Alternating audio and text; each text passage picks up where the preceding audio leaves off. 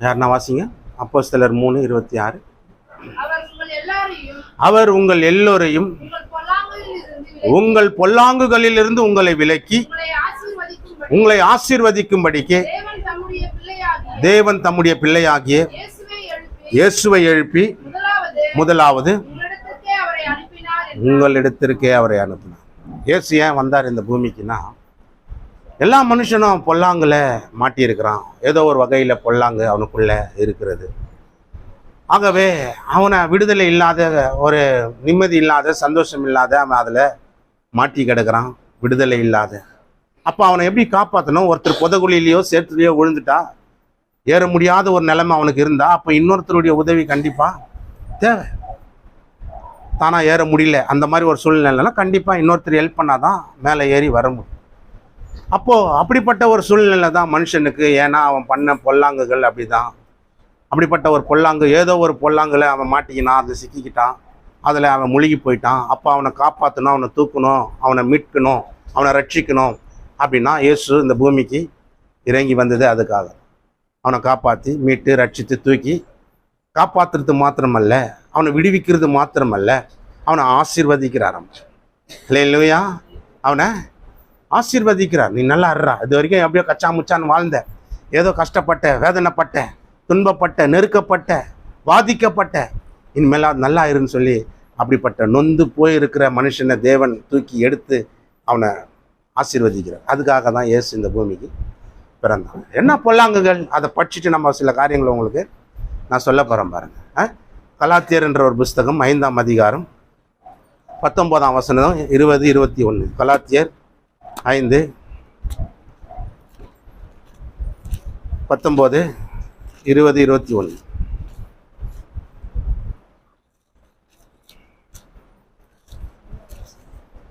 இல்லையா?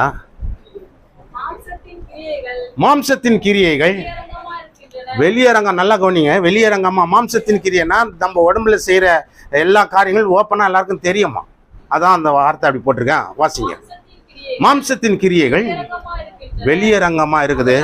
அது என்னன்னா விபச்சாரம், வேசித்தனம், அசுத்தம், காம விகாரம், விக்கிரக ஆராதனை, வில்லி சூனியம், பகை, விரோதம், வைராக்கியம், கோபம், சண்டை, பிரிவினை, மார்க்க பேதம், பொறாமை, கொலை, வெறி, களியாட்டு முதலானவைகளே. இப்படிப்பட்டவைகளை செய்கிறவர்கள் தேவனுடைய ராஜ்யத்தில் சுதந்திரிப்பதில்லை என்று முன்னே நான் சொன்னது போல இப்பொழுதுதான் சொல்றேன். பாருங்க, இதுல சொல்லப்பட்ட இந்த லிஸ்ட்ல இருக்கிற இத்தனை காரியங்கள் செய்கிறவங்க தேவனுடைய ராஜ்யத்தை சுதந்திரிக்க முடியாது, அங்க போக முடியாதான். பரலோகம் நம்ம செத்தா மோட்சம் போயிடுவோம், செத்தா முக்தி அடைவோம், செத்தாக்கா இந்திரலோகம் போவோம், சந்திரலோகம் போவோம், வைகுண்டத்தை அடைவோம், இப்படியெல்லாம் சொல்றாங்க இல்லையா? உங்களுக்கு என்ன நம்பிக்கை இருக்குது? செத்தா எங்கே போவீங்க? சும்மா சும்மா சொல்லுங்க, என்ன நல்ல நல்லது செத்தா செத்தான்னு சும்மா தான் சொல்லுங்களேன். உங்களுக்கு என்ன நம்பிக்கை? செத்தா மோட்சம் போவோம், பரலோகம் மோட்சம். அப்போ இந்த மாதிரி ஆளாம் செய்கிற ஆள் அங்கே போக முடியாது, அந்த இடத்த ரீச் பண்ண முடியாதுன்ற, ரீச் பண்ண தொட முடியாது, அப்படி தொட முடியாது, போக முடியாது. அப்போ இப்படிப்பட்ட பொல்லாங்கில் இருக்கிற மனுஷனை காப்பாற்றினா தான் அங்கே போக முடியும், தேவனுடைய ராஜ்யத்துக்கு போக முடியும், தேவன் வாழ்கிற இடத்த பார்க்க முடியும், அந்த இடத்துல அவன் வாழ முடியும், தேவனை போல அவனும் யுக யுகமாய் வாழ முடியும் என்பது தான் அப்போ தேவன் பார்க்குறாரு. அப்போ இவன் இந்த மாதிரி ஏதோ பொறாமை கூட சின்ன நம்ம நினைக்கிறோம் பொறாமை தானே, இந்த அக்கா எவ்வளோ நல்லா ட்ரெஸ் பண்ணியிருக்காங்க பாரு, இந்த மாதிரி ட்ரெஸ் என்கிட்ட இல்லையே, அதுவே ஒரு பொறாமை தான் பாரு நம்மளுக்கு. அல்லேலூயா, கர்த்தர் நல்லவர். இவங்க என்ன ஹேர் ஸ்டைல் எப்படி இருக்குது பாரு, இந்த மாதிரி நம்ம பின்னாமல் போயிட்டோமே பியூட்டி பார்லர் இருப்பேன், ஒரு பொறாமை. அல்லேலூயா. அவங்க என்ன சாரி எப்படி கட்டின்னு வந்துக்கிறாங்க பாரு, இந்த மாதிரி புடவை நம்மக்கிட்ட இல்லையா, அது என்னன்னு போட்டா பிடிச்சி எடுத்துன்னு போய் பொறாமை கூட நம்ம நினைக்கிறோம் பொறாமை தானே சார்னு, அதுவே டேஞ்சர் தான் சார், அதுவே ஒரு பெரிய பொல்லாங்காம்பார். பொறாமைப்பட்டோன்னா நம்ம தான் டவுன் ஆகிடுவோம், நம்ம யார் மேலே பொறாமைப்படுறோமோ அவன் நல்லா வளர்ந்துடுவான். அதனால தான் பொறாமை யார் மேலேயும் படக்கூடாது, பட்டா நீ தான் அப்படியே கீழே கீழே இறங்கி கண்டி மேலே வர முடியாது. இப்படிப்பட்ட அந்த பொறாமை நம்மளை எலும்பு உரிக்கும், அது ஒரு இடத்துல போட்டிருக்குது, பைபிளில் போட்டிருக்குது, பொறாமையோ எலும்பு உருக்கி நம்மளை உருக்கிடுமா, இருக்கிற கொஞ்சம் நெஞ்சம் நிம்மதி, சந்தோஷம், ஆசீர்வாதம் எல்லாத்தையும் உருக்கி ஒன்றும் இல்லாத ஆகிடுமா. பொறாமை தான் கட்சி வரைக்கும் படுமை கண்டி நல்லா வாழ முடியும். அப்போ இப்படிப்பட்ட பொல்லாங்கிலிருந்து மனுஷனை விடுதலை ஆக்கணும், விளக்கணும், அவனை ரட்சிக்கணும். அதுக்காக தான் இயேசு என்ன பண்ணுறாரு, இந்த பூமிக்கு வரார். அல்லேலூயா.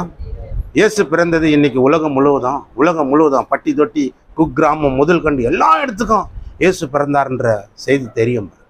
கிறிஸ்மஸ் நட்சத்திரம், ஸ்டாரு, கலர் பேப்பரு எல்லாம் பார்த்தாலே அவங்களுக்கு தெரிஞ்சிடும் கிறிஸ்மஸ் எப்பாடா அப்படின்னு. ஏன்னா நம்ம ஏரியா கவுன்சிலர்லேருந்து நாட்டு பிரதமர் வரைக்கும் வாழ்த்துக்கள் சொல்லுவாங்க. அப்போ எல்லாம் உலகத்துக்கும் தொலைக்காட்சி மூலயமா நியூஸ் போதுப்பா. அப்போ உலகத்துக்கே தெரியும் இயேசு பிறப்பின் கிறிஸ்மஸ்ன்னு சொல்லி. ஆனால் அன்னைக்கு இயேசு பிறக்கும் போது யாருக்கும் தெரியாது. இந்த மாதிரி ஒரு பெரிய விசேஷமாக கொண்டாடப்படல, ஒரு பர்த்டே ஃபங்க்ஷன் கொண்டாடப்படல, ஒரு விசேஷமாக எடுத்துக்கொள்ளப்படல. இயேசு பிறந்ததை ரகசியமாக வச்சாங்க. இயேசு பிறந்ததை ஏன் ரகசியமாக வச்சாங்கனாக்கா, மரியாள் என்ற ஒரு பரிசுத்த பெண்மணி, அவங்க தேவாலயத்துக்கு போகிறவங்க வருவங்க, ஆண்டவர் அவங்கள தேர்ந்தெடுத்து அவங்க பரிசுத்த ஆவியினால் கர்ப்பவதி ஆகும்படி செய்தார். செய்த பிறகு அவங்களுக்கு நிச்சயமாக்கப்பட்ட யோசேப்புன்ற ஒரு மனுஷன் அங்கே இருக்கிறாரு. அவரும் ஆண்டவரை சொல்லி இந்த மாதிரி பரிசுத்த ஆவியினால அவங்க கர்ப்பவதி ஆகியிருக்கிறாங்க அப்படின்றத சொல்கிறார். சொல்லி அவருக்கு இயேசுன்னு பேர் வை. ஏன் இயேசுன்னு பேர் வைக்கணும்னா, அவர் பாவிகளை ரட்சிக்க வந்தார். ஹல்லேலூயா, ஹல்லேலூயா. மத்தேயு 1:21 அந்த வார்த்தை இருக்குது பாருங்க. மத்தேயு 1:21. அவள் ஒரு குமாரனை பெறுவாள், அவருக்கு இயேசு என்று பெயரிடுவாயாக, ஏனெனில் அவர் தமது ஜனங்களின் பாவங்களை நீக்கி அவர்களை ரட்சிப்பார். அப்ப இயேசுன்ற பேரை என்ன? ரட்சிக்கிறவர், காப்பாற்றுகிறவர், மீட்கிறவர். இயேசுனால ஏதோ கிறிஸ்தவர்கள் தேவன் நினைக்க கூடாது, உலகத்துக்கே தேவன். இயேசுனால ஏதோ கிறிஸ்தவர்கள் தேவன் இல்லை, உலகத்துக்கே தேவன் அவர். அதனால தான் அவருக்கு பேரை என்ன வைக்கணுமா? இயேசு. ஏன் இயேசுனா பாவங்களை நீக்கி ரட்சிக்கிறவர். நமக்குள்ளே இருக்கிற பொறாமை கூட சொல்லு சார், சின்ன பாவம் தான் அது. பொறாமெல்லாம் ஒரு பெரிய பாவமா சார், அதெல்லாம் ஒரு மேட்ரா சார் அப்படின்னு நீங்கள் நினைக்கலாம். அதுவே பெரிய டேஞ்சர்னு தான் பைபிளில் அந்த இடத்துல குறிப்பாக எழுதப்பட்டிருக்கிறது. வேதத்தில் உள்ள எழுத்தாகிலும் எழுத்தின் உறுப்பாகிலும் ஒளிந்து போவதில்லை. அல்லேலூயா. அப்போ பாருங்க, அப்போ இந்த மாதிரி பாவிகளை ரட்சிக்கிறதுக்காக நல்லா இருக்கிறவனுக்கு டாக்டர் தேவையா? நல்லா இருக்கிறவனுக்கு மருந்து மாத்திரை தேவையா? ஆஸ்பத்திரி தேவையா? கிடையாது. வியாதி உள்ளவனுக்கு வைத்தியன் தேவை, மருந்து தேவை, மருத்துவம் தேவை. அப்போ இயேசு யாருக்காக பிறந்தார்? பாவிகளை ரட்சி. பாவம் எனக்குள்ளே இல்லைன்னு இங்கே யாராவது ஒருத்தர் சொல்ல முடியுமா? நான் சொல்லிட்டேன், பொறாமையும் பாவம் தான்ட்டேன். அல்லேலூயா. சொல்ல முடியுமா? இருக்குதா? பாவம் எனக்குள்ளே இல்லை சார், நான் சூப்பர் அப்படின்னு சொல்ல முடியுமா? சொல்கிறேங்க. அப்படி இருந்தால் அவங்க கையை ஊற்றுங்க, கண்குள்ளா பார்த்துக்கிறேன். இருக்கீங்களா? இல்லை. பொறாமைப்பட்டுறோம், எரிச்சல் அடிஞ்சிடறோம், அப்படியே கொலை வெறி ஆகிடுறோம். அல்லேலூயா. இதெல்லாம் ஒரு பாவம். விபச்சாரம் அது ஒரு பாவம். அதெல்லாம் ஒரு கணக்கு இருக்குது.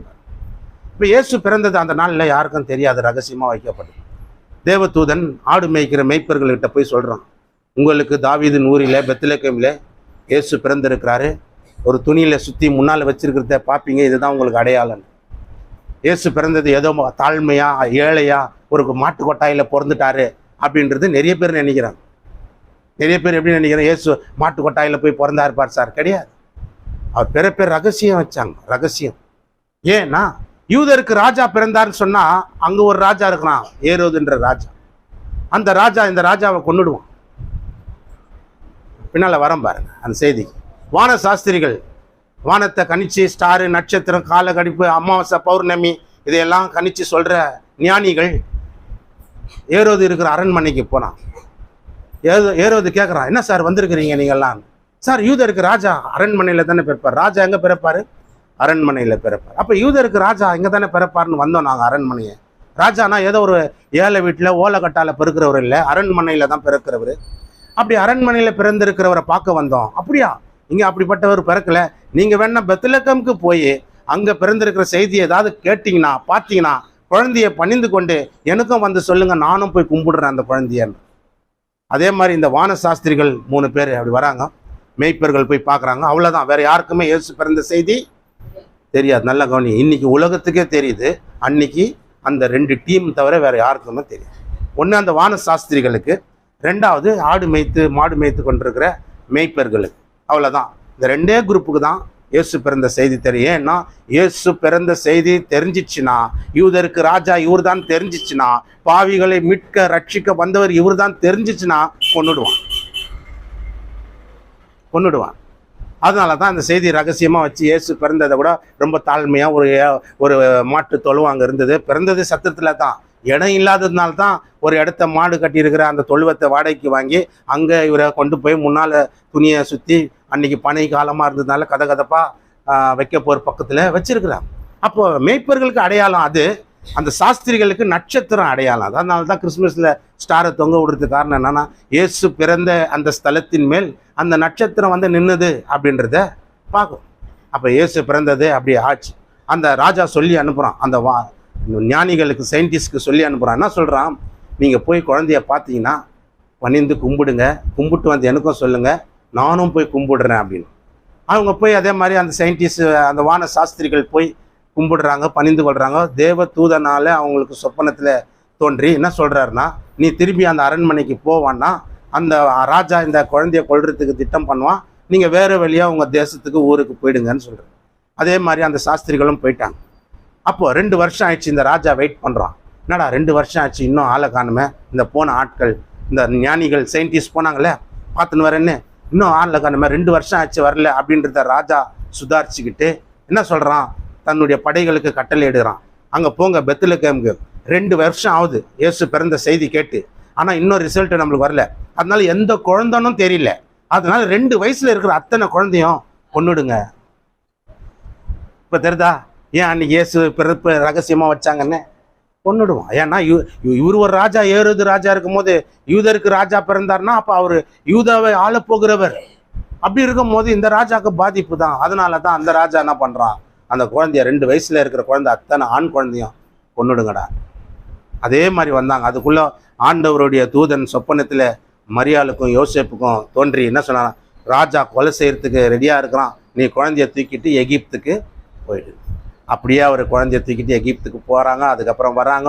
அப்படியே ஆண்டவரும் வளர்றாரு. வளர்ந்து 30 வயசில் ஊழியத்துக்கு வராரு. 3.5 வருஷம் ஊழியம் பண்ணுறாரு. அற்புதம் நடக்குது, அதிசயங்கள் நடக்குது, பேய்கள் ஓடுது, இப்படி எல்லாம் அற்புதங்கள் நடந்து அதுக்கு பிறகு அவர் நமக்காகவே, அவர் எதற்காக வந்தாரோ அந்த நோக்கத்தை நிறைவேற்றும்படி அவர் ராஜா கையில் பிடிபடுறாரு. அதுக்கப்புறம் அவர் அடிக்கிறாங்க, ரத்தம் சிந்துறாரு, மறித்து 3ஆவது நாள் உயிரோடு எழுந்து. இதுதான் இவ்வளோ பெரிய ப்ராசஸ்.